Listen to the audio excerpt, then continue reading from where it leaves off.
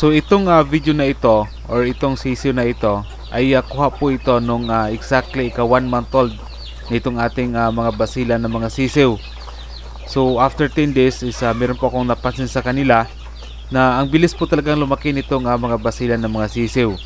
So maya ipakita ko sa inyo yung video mamaya kung kaano po sila kalaki after 10 days ng ating mga basilan na sisiw. A few moments later. So kung nakita ho ninyo kanina yung ating video na nung una na 1 month old nila. So after mga 10 days no, so ito na po yung resulta ng ating basilan na sisiw. Ganito ho sila kabilis lumaki.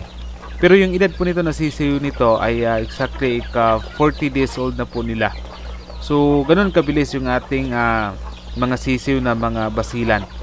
So kung i-compare natin sa mga smaller genetic group na mga native, medyo maganda itong basilan dahil una-una mas mabilis lang lumaki at sa ganon ay madali po nating maibenta itong mga basilan ng mga sisiw.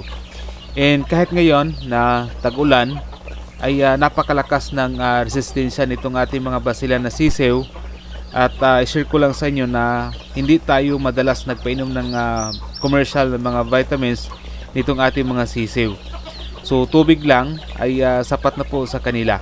So kahit ganon na parang natural yung pag-alaga natin sa kanila, yung taglay nila na paglaki, yung bilis nilang lumaki ng ating mga basilan na sisiw ay nasa kanila na po talaga yan. Nasa kanilang lahi na po itong isang basilan ng mga sisiw.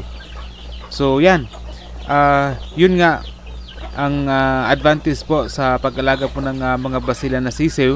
Pero alam nyo, ang problema lang po nitong mga basilan na sisiw na ito ay napakagasto sa feeds. Kasi nga ang lakas nilang kumain, parang wala silang kabusugan.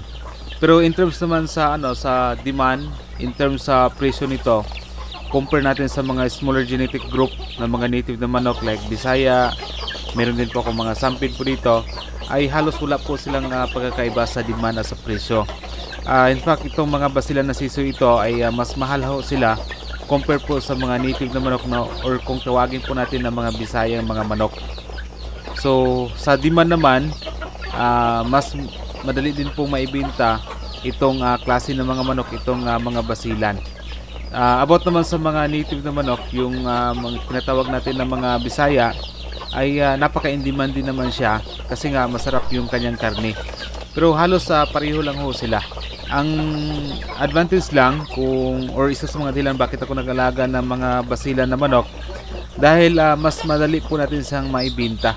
3 months pa lang nitong basilan na sisiw ay pwede na po natin siya makatay. Itong mga sisiw na ito, kahit sisiw po lang ng isang basilan na manok ay pwede na po natin ibenta. Compare po sa akin naman dito na meron tayong mga Bisaya or mga smaller genetic group na mga native na manok, sisi po lang as hindi po natin sa maibenta. So kailangan natin maghintay ng 4, 5 or mga 6 months bago po natin maibenta yung mga Bisaya or mga native na manok.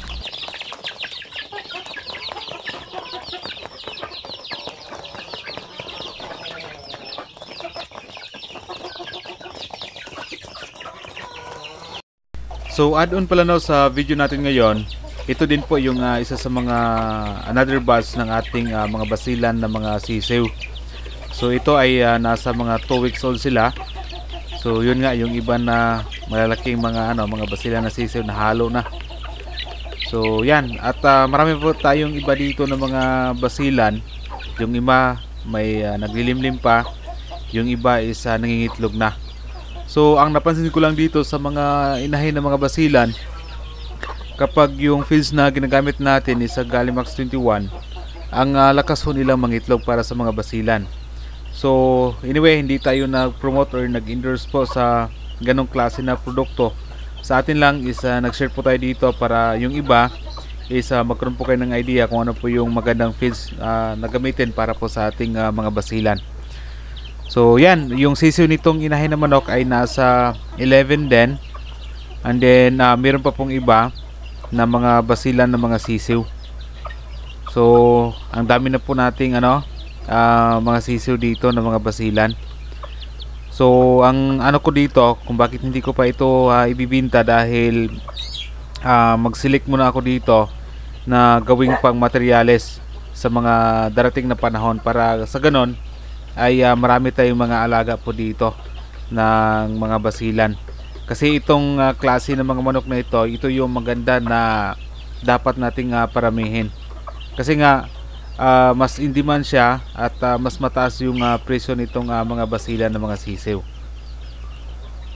Kasi nga ang mga basilan ay una sa lahat ay hindi po sila basta-basta magkasakit compare po sa ibang lahi ng mga manok or ibang lahi ng mga native chicken.